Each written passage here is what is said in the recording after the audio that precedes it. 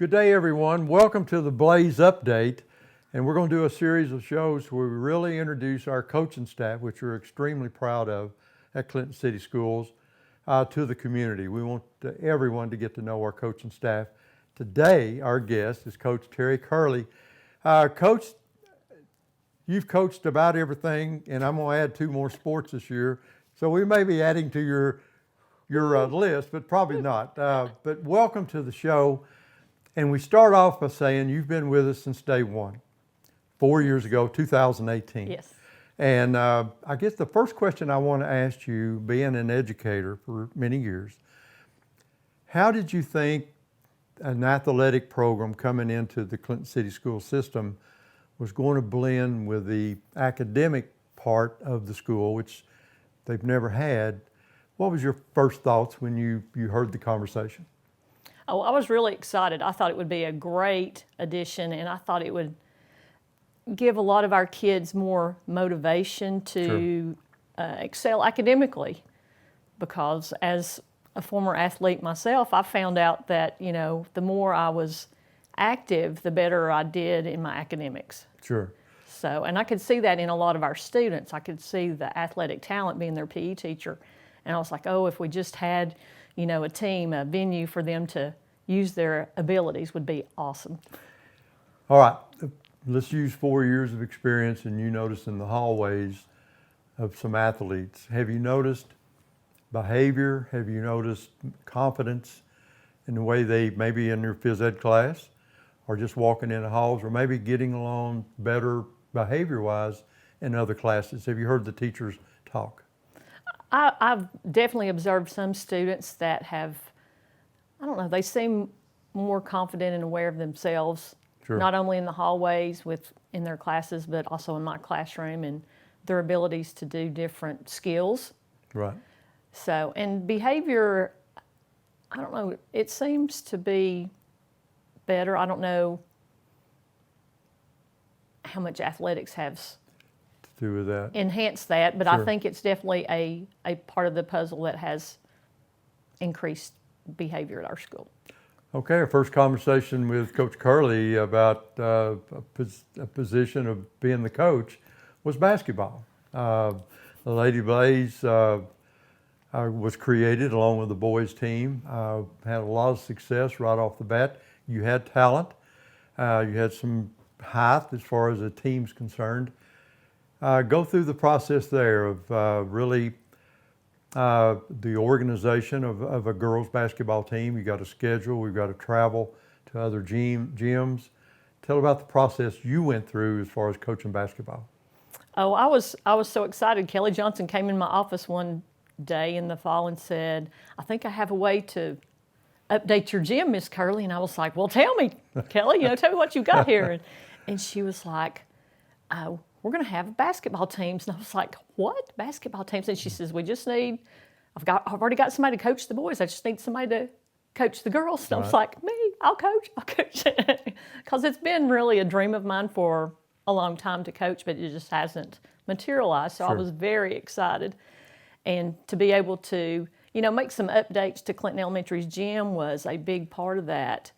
And pulling it all together, we had people from the community that were excited about girls and boys basketball. So, we scheduled tryouts.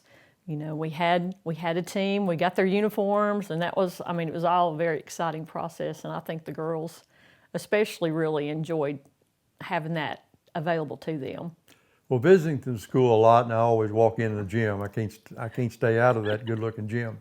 But you're an educator, you're a PE teacher. Tell us a little bit about your work, the jobs that you've had as far as teaching at the Clinton City Schools, and your running career. You've run a long time in your life. What's into that? Well, I started at Clinton Elementary School on December the 6th, 1999. So I've been there a few years, we'll say.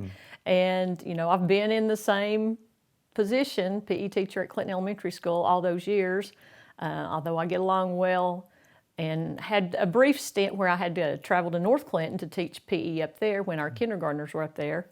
It was fun to get to go to the different schools and make that out. You've run most of your life? I started running when I was in 8th grade. Our coach in middle school convinced me to run the mile because he didn't have any girls to run the mile. So I was like, well, okay. So that's when I started running. So I ran track in 8th grade middle school, and then I ran track and cross country all 4 years in high school. And then the college I went to, we didn't have a cross country or track team. So I just kind of ran on my own ever since then. And Entered marathons and so forth like that? I've ran, funny thing, I was looking back, I was like, what was my first long race? I ran the very first Expo 10K Exactly. Right. in Knoxville. That was the first long run that I ran way back in high school, and that was exciting. I've done several 10K races, 5K races. I didn't run my first half marathon until just a few years ago. I was 52, so, but I've ran 3 or 4 since then. Sure. So, As the track, it's not the track, I guess, as the athletic program has expanded, track and cross country was the next two sports that we've added. Of course, you were a natural for it, so we came to talk to you about your interest there, and obviously you were very excited about that. The first track of the cross-country meet I went to, I was shocked. I don't think I had been to one, but obviously I'm there always to support you guys with 1,000 runners through a couple of grades, but there were a lot of people there, hard to find a parking place. Mm-hmm. Your decision and how you knew you had to manipulate this in order to have track meets to go to already organized, which makes it a whole lot easier. What went through the process there, getting involved with a youth program, I guess, in Knoxville? Well, I had talked to some other friends and people that were involved in running, and they had children running. I was like, well, what do your children do? And they said, oh, we do this program with Knoxville Youth Athletics. And I was like, oh, well, tell me more about this. So I found out more about Knoxville Youth Athletics and contacted them, went to the coaches meeting, and, they have everything all laid out so nicely, and they have scheduled all the races. And yes, I was kind of blown away the first one too, because I was expecting, I was like, okay, there might be a couple hundred kids here. Well, when you get there and in one race, there's over 500 girls running, and then the boys run, and there's 600 boys running, and it's like, oh my, yeah, you can't find a parking spot at some of those places. Well, I was surprised. I saw teams from Blackman, which is the Murfreesboro area. Hardin Valley will bring 50 runners, and they're all dressed out just as like. Amazing. Does this run back to where usually maybe the parents were runners back in their youth, and their kids or their boys, the sons or daughters, have picked it up from the parents? Definitely some of them. Yeah. I mean, you can look around at those meets and you can say, oh yeah, their parents are runners because their parents are out there running with them. Right. And some are not. But I think the caliber of people that they have in Knox County and Knoxville Youth Athletics, I mean, a lot of them are like former track stars and cross-country stars with UT and local colleges. I mean, they were definitely elite runners that have organized this. You've had some success with kids qualifying from the track meets to qualify to the state in your years that you've been the coach of the cross-country. That's hard to maintain, but you guys practice hard 2 or 3 times a week. You've got a great little cross-country hill down there at the football field that they despise, but that gets them in shape. But you've had success at this. What grades can they actually participate? Well, cross country, and Knoxville Youth Athletics divides it into 2 divisions for us because we have 3 through 6th grade that can run on our cross country team, but they're divided because 6th grade is technically middle school, so they have to run 2 miles, whereas the 3rd through 5th graders just run 1 mile. So they're divided that way. And they like the kids that love running. I mean, they love running. I mean, they'll run that hill down there, and some of them are like, again? But some of them say, yeah, we'll go do it again. Well, the city football field's getting to be renovated. You'll have some AstroTurf to run on. I know you run the hill, but you like to run the football field too. Mm-hmm. So your involvement and your places that you train are getting ready to be updated big time, especially here in Clinton. Let's move on to track, which is one of your favorite sports there also. Again, you've had success, a couple All-Americans in your track program.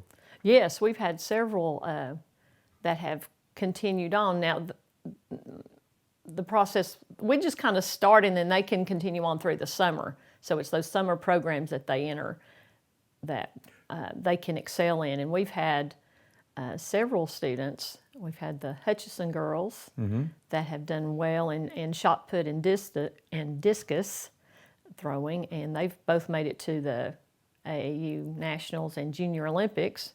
And Adeline Queener, she's a little runner. She is. Ooh, she's a little sprinter. She does 200 and 400 meters, and she has really excelled in that. And as far as I know, those girls are doing that again this summer. So I'm anxious to see how well they perform this summer, especially with a little bit more excitement with the Olympics going on in Japan. You know, they can kind of say, oh, well, if I train a lot, you know, they could set their goals really high. Of course, the Hutchison girls is Kinsley and Charlotte Hutchison, and then Adeline Queener. They're all putting in summertime. And a lot of times the football team will always say you lift weights of the summer, but you're winning games in the fall by your summer workouts. And these girls are, and their parents are very supportive, and they're letting them put in the time. Yes, yes. They definitely have to have parent support and transportation to get them to all the practices and all the meets that they participate in. So that's a big part of it. All right, we're not done with your coaching lineup here. Tell us a little bit, of course, you got an archery team now. Yes. Tell us a little bit about the grant process, I guess, from maybe two different organizations that you came up with the equipment, which is very expensive. But the layout you've got in your gym when archery time, it's pretty impressive. What's the process there? It's a nice little layout, yes. And once again, you know, talking to other people in the community, I found out about the program, the National Archery in the Schools program, and TWRA gave us a $1,000 grant for that, so I applied and got that. And also the Anderson County Education Foundation, I applied for a grant with them and got $1,000 for them, and that covered a big part of the equipment. Our total equipment was about $3,500. Sure. So, but I mean, you know, we got some nice compound bows and a lot of nice aluminum arrows, and the targets. We got 5 targets, and the net. I can't remember, the catch net, I guess is what you call it. Gotta have that. Well, I know safety is ultimate importance in this. With a kid with a bow and arrow in their hand. Yes. I went to most of your practices, and you did that with a lot of organization. Was there any problem, or were you very satisfied with your first episode with the team, with the archer team? Oh, I was very well pleased. Yeah. I thought that the kids, you know, pretty small group, since we just allowed 6th graders to participate this year. But the program is very regimented, so I've had to go through a days-long training to, you know, just be able to do this, and then put that in. And I wanted to be sure that I followed it, you know, for everybody's safety. So it turned out really well, and the kids, they were really excited, especially the first time they, you know, there's a lot of prep work with the kids before they can even hold the bow and shoot an arrow. So the first time we shot, they just got to shoot one arrow, and one young man, after he shot, he was like, "That was such a rush." You actually had, I guess, somebody from TWRA to come by and give your first lesson, I guess, to you and 2 or 3 other coaches that you may come in and help you from time to time. Just safety tips, I guess. Was it a gentleman for TWRA? I don't think he's with TWRA. Right. I think he is with the archery program, which is a little bit separate, and he's from Sail Creek, which is down North Hamilton County. So he came up and did our training, and he's made himself available anytime that we need extra stuff, or if we want to come to one of his events that he's holding. He's been very supportive and very accessible, we'll say. Well, we filled in the public with letting them know what Coach Kerley does for the whole year, and that's quite a bit. But we've got cross country right around the corner. What's the dates maybe for the sign-ups for it? And have you heard anything? I guess you haven't probably got a schedule from the youth cross country. Knoxville Youth Athletics hasn't put out their schedule just yet, Sure. but they're getting it ready and getting it together. And coaches meeting is going to be I think August the 8th is our, we have usually an evening meeting and training, and then we'll get started. I know everything will be finalized and ready to go before the end of August. So Sure. we plan on doing sign-ups probably the first or second week of August, and getting those runners out there and getting them, start them training. Well, you're always real busy. Got to ask you this: what you doing this summer? I heard you mention something about a Girl Scout camp. Oh yes, I've got to leave here actually and go out to Girl Scout camp. I cook in the kitchen out there, help the It ladies doesn't surprise me, Coach Kerley. we got to feed the children out there, so that's what we're doing, feed the Girl Scout campers. So it's fun, and it's a good environment out there. We love Girl Scout camp.